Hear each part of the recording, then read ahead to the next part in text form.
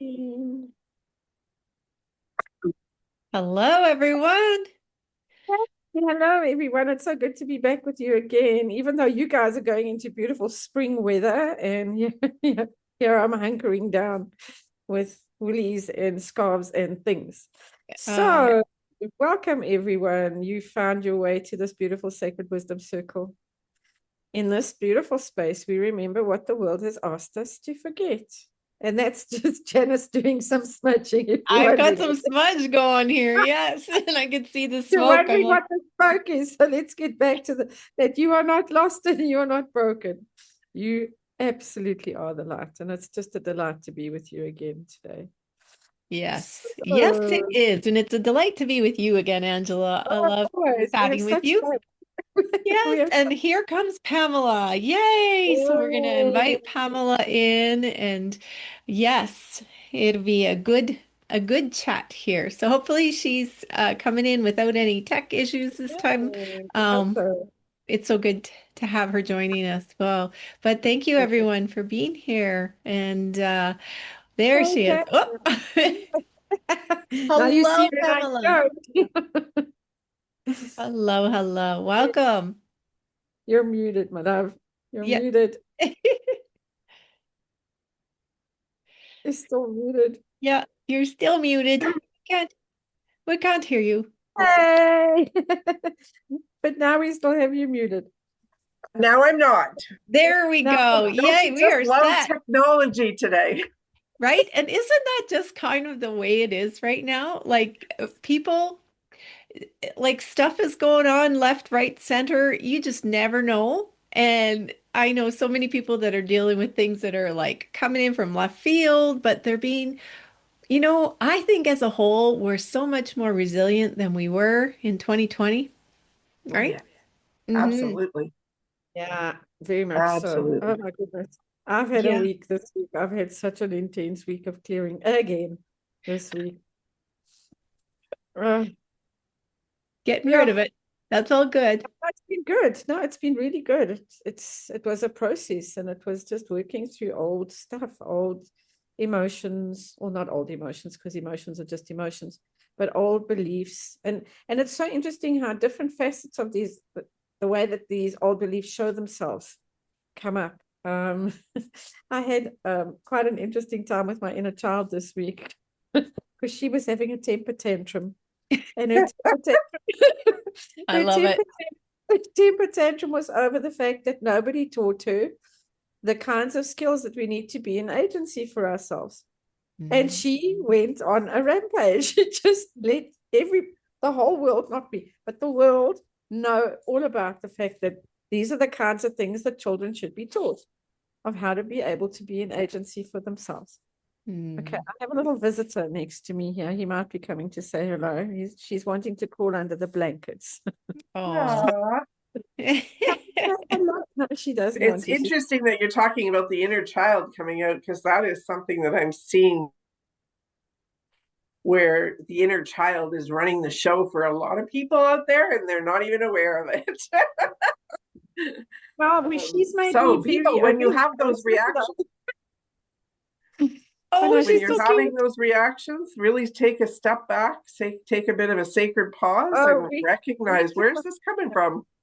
Yeah, a that's a whole, we really took a, great, really great advice there, Pamela, because it doesn't do us any good. We just No. start to spiral in a circle and we wonder why, why isn't anything changing? Why isn't my life changing? And it really is because we're kind of stuck in Yeah. that mindset of that inner child. And Yeah. we got to take a step back, just like you did, Angela. Like you said, I, well, I Yeah. gave her, recognize. yeah, and gave her the airtime because a lot of that airtime wasn't given to her. And for many children and the inner children within us, Yep. that kind of airtime wasn't given to us when we were little. It was be quiet or go to your room, or, children are seen but not heard. Children Yes. were never taught how to deal with anger. And the funny thing that came out of after she had her temper tantrum, we've spoken about this before, but the following day, processing through the feelings, she came to grief. Mm. And the grief and the sadness. that carried through, as you say, Janice, keeping on the looping in and over and over. If we don't deal with and work through the process, we stay stuck in an emotion we can't even name. And that emotion for me really has become so prevalent in being able to see it, feel it, and experience it as grief. And then she was okay. Now she's Yeah. fine. She's a lot of fun today. We laughed yesterday. So I guess what kind of the experiences is that for me, it's when the stuff is coming up, because this is all old triggers and they keep coming, no matter how much work we do, triggers will still come up. And it's part of it for me is what facet is it revealing to me this time that can be polished a little bit more? It could be the same trigger, but it may have a different lesson. And that's been so profound. And speaking to that, that's what I'm seeing with some of the men that are coming in to see me. And they are very knowledgeable about, with their journeys, how that they are, working on healing the inner child, but they're still having the reaction. And it's really funny because it's like all of that knowledge doesn't change anything. It's really about getting into the feeling, getting into the settling in. First of all, I had a gentleman say to me, I've killed my ego, but yeah, he's still reacting in anger and frustration, and to help him to understand that the little boy in that moment is what's running the show. It's not him as the adult. You haven't killed your ego. You may have an understanding of the ego, but it's still the ego and the pain body that's driving you in that moment. And so for getting him to understand that he needs to settle into the body a little more, like all that analytical and logical and scientific knowledge that he has around it all, he's still in the same spot. So it's really fascinating because, again, it's different where different people are on their journeys. And it's interesting that there's more men that are coming to the table with the knowledge and the understanding from the logical perspective, but they haven't integrated yet. And so for people out there who might have an understanding, the sacred pause is really important. Awareness is just the beginning. It's being able to feel into it, settle into the body, not be in the head, because we've been taught to be in our head. We've been taught to overanalyze. We've been taught to go, why is this happening to me? The reality is it's not so important why, it's what is it showing me? So it's being mindful of that. And then what am I feeling as a result of it? And settling into that feeling, because the feelings are the sacred teacher. It's not the why is it happening to me? A better question is why is it happening for me? And that changes the whole nature of how, certainly for me, that I've found that I've looked at these kinds of things that are coming up. But, there's just a lot. So when I say a lot, there's so much clearing going on so that our channels can be cleaner and cleaner and clearer and clearer. And so if that's what you're experiencing and what you're going through, then you're right on track. And it's funny, the more I know, the less I know from here. So can't do it again. Just cannot. And it's not about denying our intellect or denying our intelligence at all. It's about allowing the process to move through, as you say, Pam, through the body, through the heart, and then putting the intellect on it. Once we've done all the processing, so that we're not reacting from here, but we're actually intuiting and moving through, and then putting the structure to it that the intellect brings to us. So nobody's saying turn this off. We're not saying that at all. Yeah, I'm thinking about how much processing is happening for our men as they are rising up into that balance that they need within them. And kind of similar to, like, there was a big trend like 10 years ago. It's still happening, but I became aware of it about 10 years ago, about the women kind of a rebellious, yes, hell yes, I'm here, I have a voice, I'm coming forward, in fire and fury. And then it's kind of mellowed out a little bit, which thank goodness, because that was only causing more issues. but good to, it's like that cleanse that, hey, Mhm. wait a minute. So now it's like seeing a lot of the men kind of coming through and processing that, and like good for them to have the moments of letting that out, because they have been taught to be stoic and to be manly and to push down any emotions that you might feel. And so I love that you are connecting with the men, Pamela, because that is very needed right now. And I don't think they quite know how to process through that. They don't know the way. So it may be Well, it's coming very out in not such good ways, but we got to allow them the space, standing absolutely. strong in our center and allowing them the space to process and let it out, so that it's like that volcano, like let it blow and then Yeah. it will just flow. And yeah. What's also Absolutely. And it's that whole element of the mask of anger, right? Which is usually the first one that the men kind of come to, because it's actually being driven by a lot of other emotions, the sadness, the disappointment, the hurt, abandonment, on a variety of levels. So it's helping them to understand that it's not their fault that they're going to anger. It's learned behavior. It's a survival and a coping mechanism. And when you can start to peel away the other emotions, that anger will actually ease up. But you have to really look directly at what's driving it. And it's really interesting when you see the light bulbs kind of go off for them, like, oh yeah, that's making sense now, right? Because it's through all of the traditional work, particularly with a couple of the men that I've been working with, the traditional psychiatrists, medications, they've gotten away from that because it wasn't really working. They've gone into doing mushrooms, and someone, told me about doing mushrooms like 6 grams on his own. And I'm like, oh my goodness. I mean, a heroic dose is great, but you really need someone to help you to process and integrate that. Which again, there's not enough of that going on just yet. It's happening more and more, but it's being able to go, okay, now you're aware, that's great.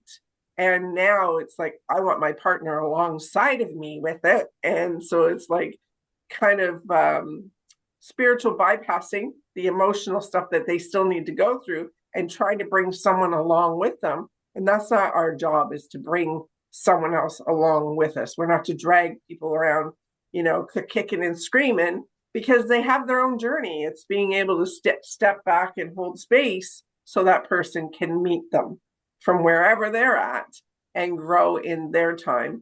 So yeah, it's really interesting dynamic for sure. And it's wonderful to see that more and more of the men are stepping into it.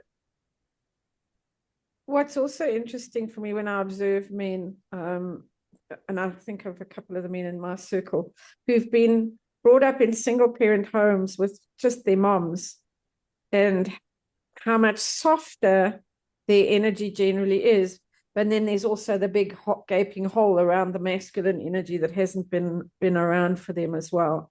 Yeah. And also, again, under the anger again is the grief of what was lost and what wasn't a part of their reality. And so we shy, I think, as a human race, we shy away from the energy of grief because it's so uncomfortable. And yet it's the most healing transition that there is in moving through it and moving out on the other side of it. It's just been, well, for certainly, it's just kind of it's blown my mind quite a lot in terms of not only my journey, but seeing what happens with others as well.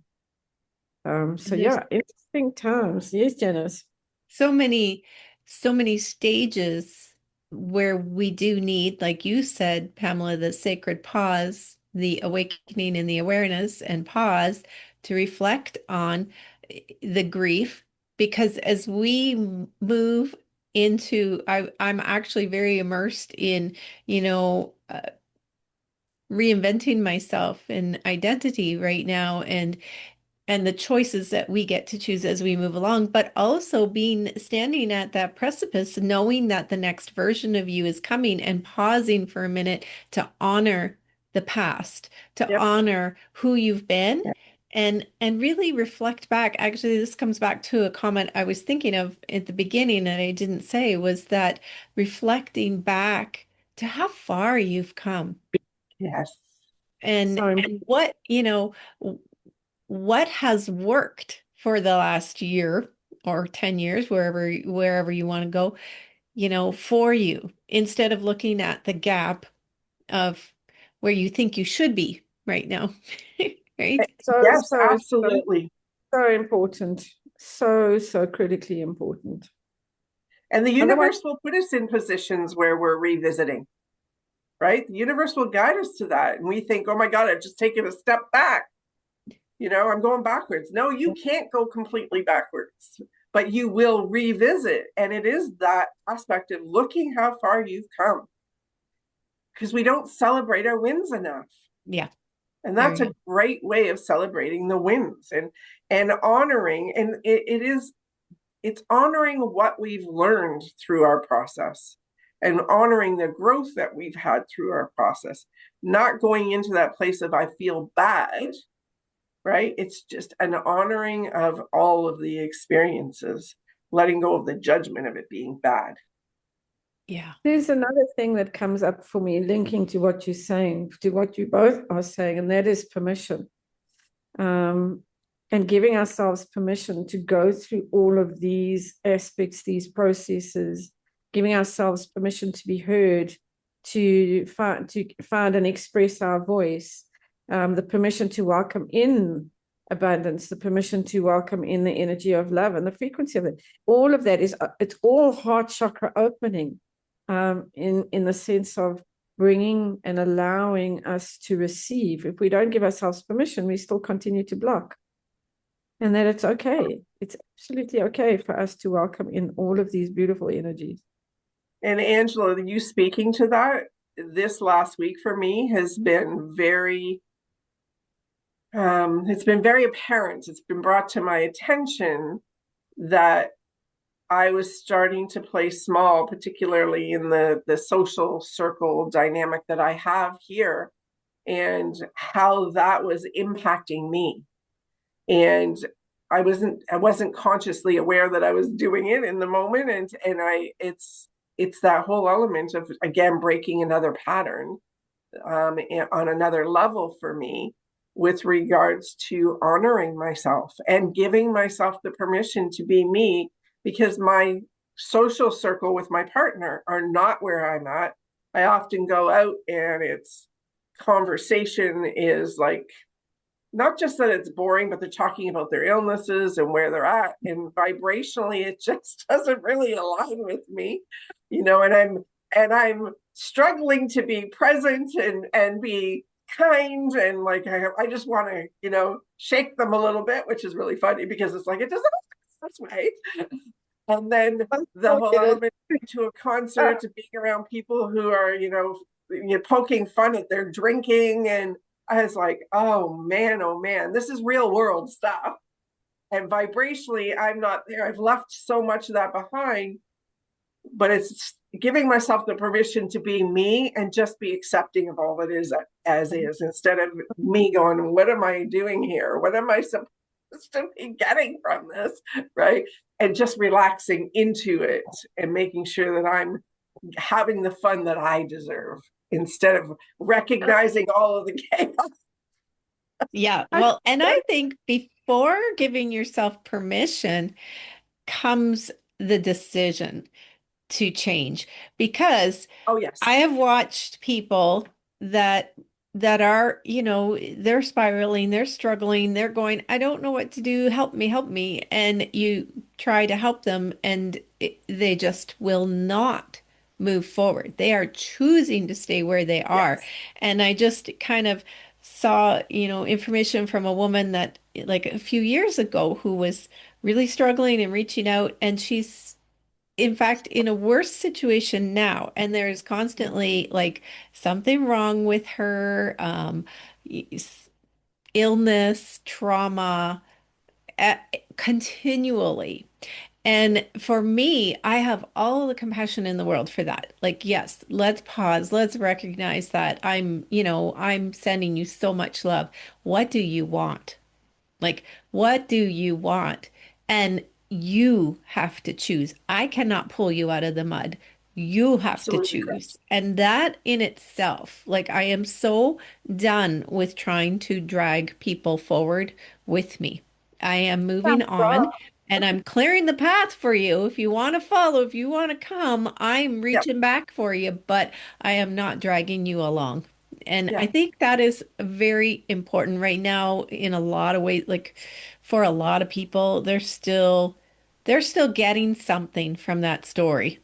And And until they acknowledge what that is, yeah, they're not going to move forward. Yeah. Mhm. and also it's not our job to carry No. people around. You know, and this is a big thing for people who work in the space that we work in. And collectively it's not our job to go into becoming the savior. That's not what we're here for. Absolutely. And I mean, as we go through our own journeys in the work that we do, I mean, I know that at one point I absolutely had gone into this whole savior syndrome, until I saw it and recognized it. Because what ends up Oh yeah. happening is we're carrying everybody else's stuff. They're quite fine, thank you very much, because they've just kind of given it to us because that's what we've asked for. And so it's a lot of it takes a lot of discernment to guard against taking on stuff that is not our stuff, and at the same time to be able to hold space for people to be to then see their own stuff, and some are ready and some are not, and Hmm. Yeah. no unreadiness is going to make them ready. Nope, um that's right. And I think for me, it's I can hold space, right? I can be in that space with those people and not try and change them and not try and rescue them. It's that element of, okay, what do I need? What am I going to do to fill my cup? Because that's not filling my cup anymore. There may have been a time when it did, but it's not really filling my cup anymore. And so yesterday I went for dinner with the crowd of people, and I love them all very dearly. But it was like, okay, I'm out and I'm going to a cacao and sound healing because that's where I'm at and what I need. And loved it. It was amazing. But it's that whole element of, I think it's like two different planes, I was just going to say that. two different timelines kind The of thing. timeline And split. I'm Yep. very, very clearly seeing that now in a way that I wasn't seeing it before. And I was like, wow, what do I do with this now? So again, I'm sharing this for people to understand that we are all growing, we are all evolving. And we may be able to give you guys nuggets, but it's through our experiences, like I'm sharing today, that we are able to give you those nuggets because we do have an understanding for ourselves, but sharing this information might help make some sense to other people as well. Yeah, very clearly different timelines yeah. And we're and Yeah. in and out, frequencies. we're in and out of the matrix because we are having a human experience. We Yeah. can't kind of go, if we wanted to go and sit on a mountaintop and contemplate our navel for the rest of our life and escape all the matrix, that's That a choice. sounds tempting. I'm like, I could be by myself a lot, Choice. but my It is humanness a doesn't like that. choice. But just talking about what you were saying, Pamela, about filling our cup, just this hour every week that we come into contact with each other fills my cup up. Yes, it And does. it's, Same here. it's it is about being around like-hearted and like-souled people, not just like-minded. And so, we get, Janice, coming back to what you were saying, we get to choose where we place ourselves and where we place our energy and how we place our energy. And the more aware, certainly that I'm finding, the more aware we are and the more aware I am, the more discerning. And it's spiraling upwards. So the more discerning I am, the more clear I am, the better choices I'm making, the more permission I'm giving myself. And then it continues in that spiral energy, which is part of our ascension energy. Yeah. And the more you are, we can say grounded or aligned in who you are, the more work we do, because this is all about knowing ourselves, getting to Yeah. know ourselves. Who am I? What do I want? Who do I want to become? Like, what is still triggering me? Like, the more we do that work and clean house, the less other people's judgments and where they are will affect us because we'll be able to walk into a room where we can lovingly see these people where they are and know that we see the light in them of their potential and honor the fact that they're choosing not to and not allowing anything that they say towards us. It just like rolls like water off a duck. Like, yeah, Yep. well, I'm still okay. getting, I'm still getting there, I have to say. We're all still getting Yeah, there. I'm still getting there too. Yeah. I had a week of Absolutely. But that's what I mean. It's like that. The more we continue to be in our own awareness and cleaning our own house out, the more calm and peace and loving we become. It's like we're removing blankets off of the light that is within us. We're just pulling those off, shedding them. And when we stand in that light, when we get to that spot, it is absolutely going to trigger other people. And you're going to get, yeah, you're going to get the comments and the criticism and the judgment back. But by that point, my vision is that I'm good. I know who I am. I love I, me. yeah, I so relate to what you're saying. And then there's another aspect to that as well, because it also depends on where this is coming from. If these are coming, these kind of comments and things are coming from sacred spaces or closer into us, so like our sibling, or not so much my sibling, but like my children, or in kind of the sacred spaces that I move in, that when that kind of comment comes up, it's like a knife into the underbelly, because they are things that are so precious and so not only dear to our heart, but they're part of the identity of who we are. When it's further out and it's kind of more dissociated, more disconnected in the comic, then it's easy to let that roll off the duck's back. But it's also around the level of the closeness and the intimacy of the connection and the relationship that we have with the individual or the space that we're in. That's what I found this week. And then, hello, here's the mirror. Here is the teacher. What is it that yes, the reaction, yes, the feelings, yes, my inner child wanting to put her middle finger up everybody's nose, all of that stuff, giving her the room, giving her the space, hearing her, moving through that, becoming and being able to move more and more into the adult self without reacting. So one of the things that happened for me was a comment that my daughter passed this week that I wanted to just climb through the phone and give her what for. I'm going, that's not how I'm going to choose to do that. I still haven't responded. And the reason why I haven't responded is I'm not doing it over WhatsApp. We can have a conversation when I see her as to me responding to her comments. So she probably thinks that I'm ignoring her for the whole week because I'm sulking about the comment that she passed. And it's not. My choice is to do it differently. Because, things like texting, whether you're using an Apple phone or an Android phone, WhatsApp, whatever it is, the nuance in terms of the words is not there. You can't see what's going on. And so it can even be more triggering, utilizing those kinds of platforms. And so it's about that step back, as you said, Pam, that beautiful, beautiful space in between, and not rushing through it, giving ourselves the grace to move through it, as opposed to, it's uncomfortable, so let me go and distract myself with the next thing that I can get busy with. It doesn't work like that. It just does. Something comes up for me as you say that.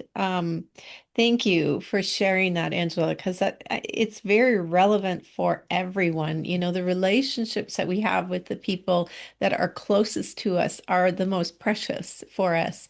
As I was sitting there thinking about that, because you were bringing up memories for me too of when things have happened and things have been said that hurt, that are like, ow. And what I'm realizing now is it's a lot of, you're not behaving in the way that I expect you to behave. Yep. And that's hurting me because you're not who I think you are. And I don't want you to be this other version of someone who acts like that.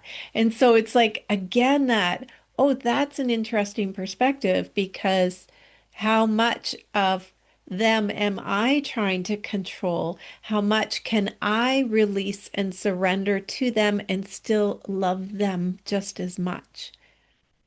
Ah, that's, Yeah. That was Powerful. my mother always used to have a saying with us with the I love you, but I don't always like you. yeah, And I said that to my son when he was at dinner one time, and my girlfriend remembered it. She said, I remember when you were so angry at your son and you said, I love you, but I do not like the way you are behaving right now. I'm not liking you right now. And she just started howling and laughing at that.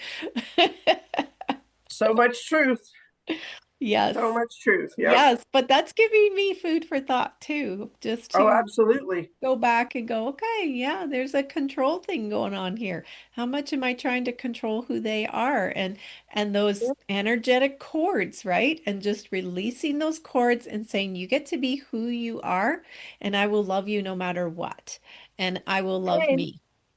and I get to be who I am and not the version of who you want me to be either. Yes. Yes. Yeah, It's a Um, two-way street. yeah, that's a biggie. Is absolutely. yeah. Mm, And that's a dance. It really is a dance when you're stepping into a new way of being that's not hinged on what other people think you should be. yeah. So the laughter this week was coming out of my There's a inner lot child. there. Yeah, my inner child is kind of stomping her feet, going, I don't know my lines. Some people will go, so there's a trigger, and some people will have the comment straight away, and it's an adult comment, and it's kind of there's a little bit of pushback, but it's done in a really good way. And I just go, flight or freeze. That is the habitual pattern. And so stepping back and going, okay, what are we fleeing from? What are we freezing over? And then she got upset because somebody said to her, so all you needed to say back to your daughter was, no, thank you. This is what you can do instead. And I'm going, why? She goes, why didn't I think of that while I was standing in that situation? And so that's what I was referring to earlier on around when we, as children, are not taught how to be an agency for ourselves. And that those little comments, and it's just a one comment that can create that spiral again. That being said, it's coming up again because it needs to be cleared, and it's time. Yeah. And so it's just really, really interesting to again then be able to step back and be that observer and observe self and observe the other person, as you were saying, Janice, and be in acceptance of ourselves and who others are. Because they're also showing up as the only way they know how to show up. If they knew how to show up differently, they would. Yeah, yeah, that too. I said, so that is another layer to it. Sorry, I'm jotting down what we're talking about so that I can make sure it's in the notes for us. So I'm not listening. I'm listening intently. But that in itself is like if it's your child who's behaving in a way that you're not happy with, it's like, oh, now I'm feeling another layer of guilt on top of that because I didn't teach you better, right? The parenting guilt. That yeah, you're a reflection of me, and I've done something wrong here. Yeah. Yes. So I'm defective because you're not showing up properly the way that I was supposed to teach you how to show up. Oh So my gosh. How much do we punish ourselves? it's actually quite ridiculous. You know what? It can be your kids, it can be your partner, it can be a friend. Like, Yes. Okay, so here's some food for thought when we find ourselves, and this for everyone watching this, when we find ourselves in that situation and we recognize what's going on and we're going, holy man, this is exactly what those ladies were talking about. And I'm in the midst of it right now. So pause and go, well, who do I want to be? This is where the identity choice comes in. Like, who do I want to be in this moment? So if it's your partner that's, reflecting back to you or whatever, you pause for a minute. It's like, well, who do I truly, truly want to be as a partner? And am I reflecting? Am I in that right now? Who do I truly want to be as a parent or the central hub of my family? Who's the woman that I want to be in that? And am I standing in her right now in this moment? And that's why this is all of this, is practice work. And when I said I'm immersed in the identity work, I'm journaling about that every morning. I'm writing down, who do I desire to be? Who's the woman I want to be when I'm leading in my groups? Who's the woman I desire to be in my family? Who's the woman I desire to be as the wife of my beloved, um, or as a sister, as a friend. And so when I practice that and I acknowledge it, then when I get into those situations, I'm not so pulled in. I can pause and go, okay, wait a minute. Let me take a breath and relax the emotions a little bit and, and come back to who I desire to be, because it's about me here, not them. It's about me. And And there's yeah, and there's another element to what you add to what you're saying is that there's almost this diametrically almost opposed versions of ourselves where we're competent, we're confident, we know what we're doing in terms of the work that we're putting out into the world, we're holding spaces for people. And then there's this little tyke of 3 years old that comes up and goes, I don't wanna. yeah. And we kind of swinging Well, it's between. way more fun to poke that sister-in-law back again rather than taking the high But road. I wanted to pick up on what you were saying earlier, Pam, and that was around, being in the matrix and being out of being in spaces where vibrationally and the frequency actually is nurturing and holds the space for us, and then being in the madness of what's going on around us. And that it's about, for me, it's about more and more being the observer. I don't have to speak. I can just be. I don't have to have an opinion of what's going on around me either. I can just sit in that space and be the observer. And if that means I'm quiet in a space where there are people, that's okay too, instead of these kind of feeling like these pregnant silences that somebody's got to say something. And if they don't, then I've got to jump in. I'm not responsible for that anymore. And I can sit, just observe. And in the observing, I can also be directing light to people. Energetically, I can be doing that kind of stuff. I don't have to play the game anymore to fit in. Oh no, it's literally observe. I'm comfortable with who I am more and more and more. So I don't have to play those games anymore. I don't have to pick me, see me. The kind of, I need to fit in somewhere. No, I need to fit in within myself. And that's kind of part of the transitioning that we're all going through is that it's always been the externalization of where do I fit in that has formed our identity as opposed to who am I inside of myself. And then those places start to emerge. I mean, look at us. How did we meet? I met Alana on a Facebook group. And here we are from different places of certainly of Canada, and here I am sitting down in South Africa. And from a frequency point of view, it doesn't matter where people are in the world. Frequency and energy is energy.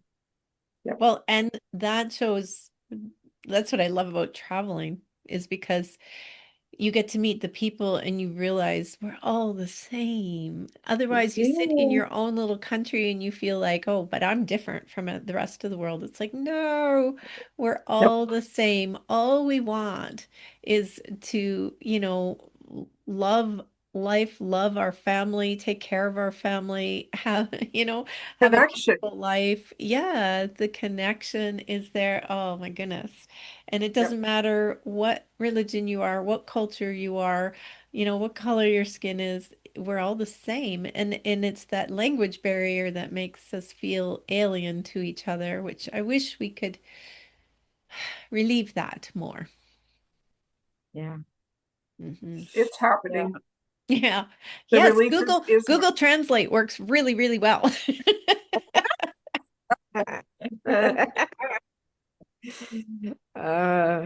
We are absolutely not that different. We really aren't.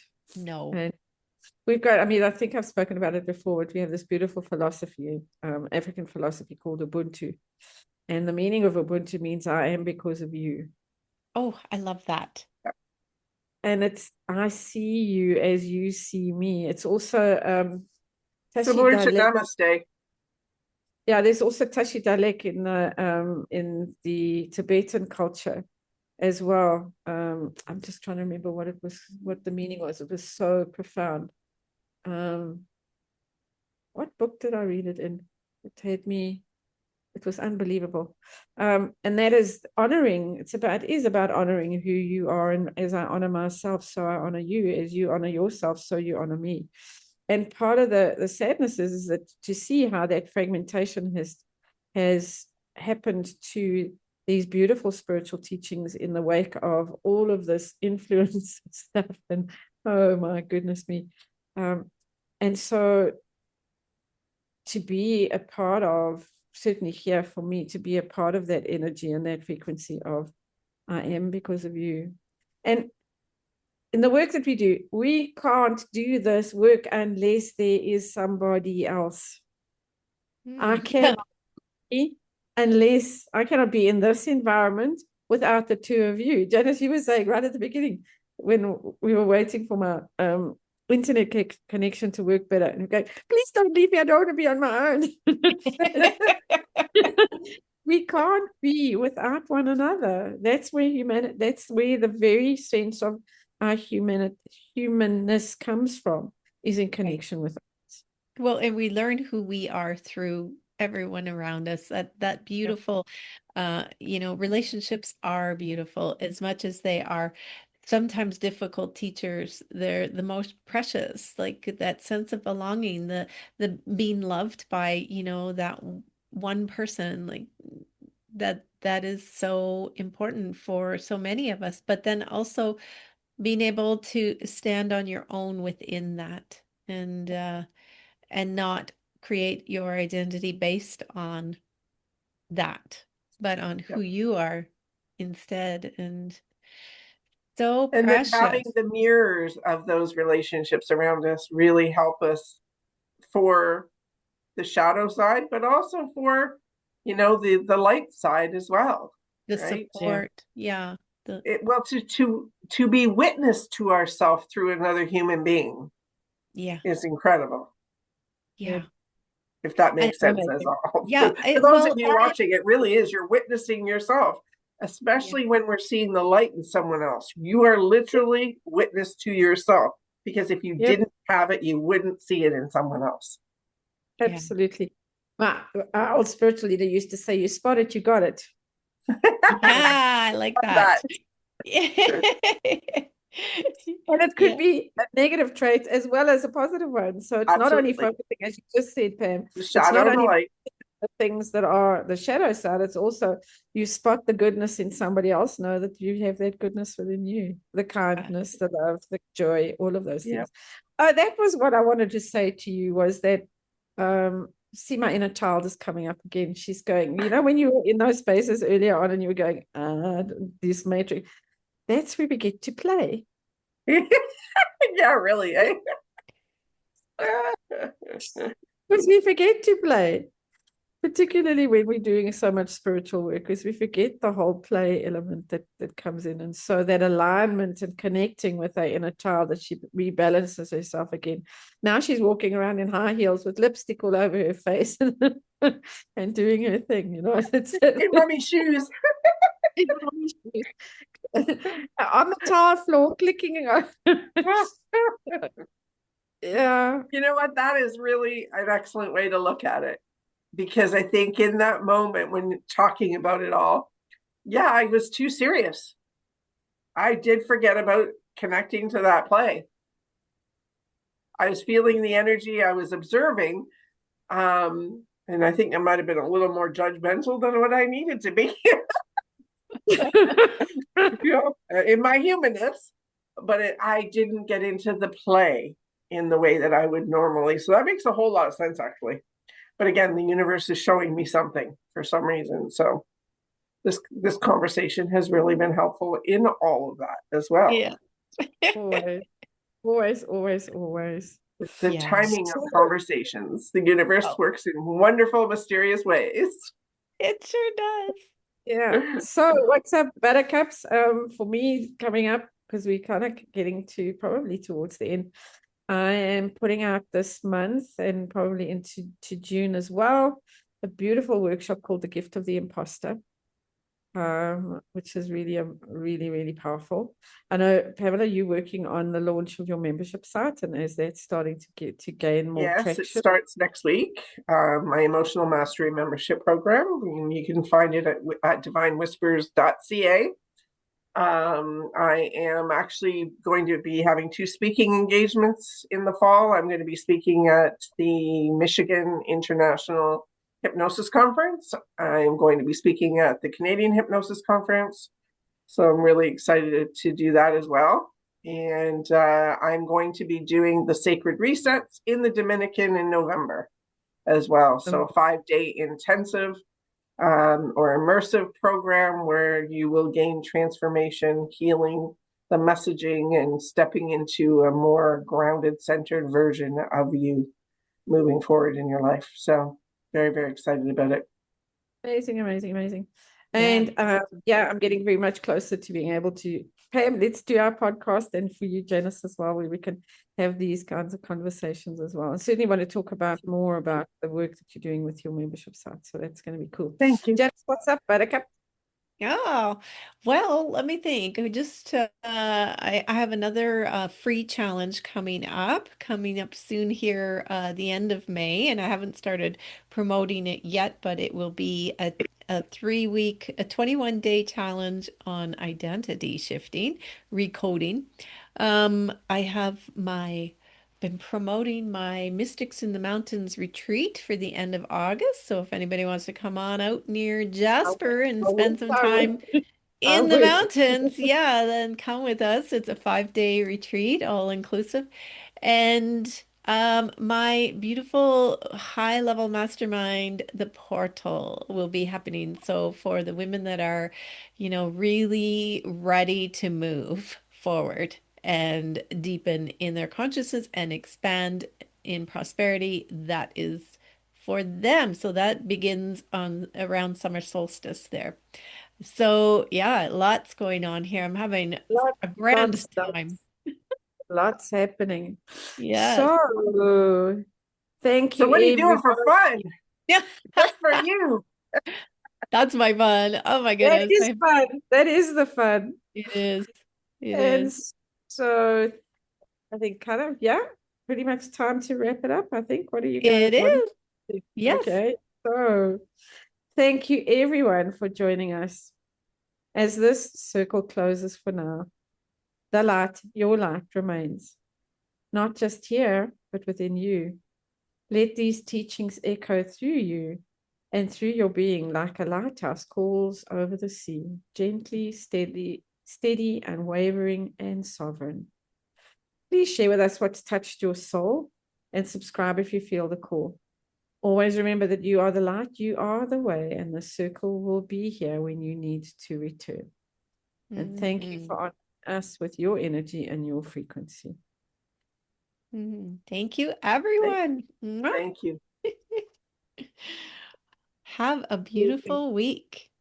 I will do it too. Bye for now, ladies. Enjoy. Bye, everyone.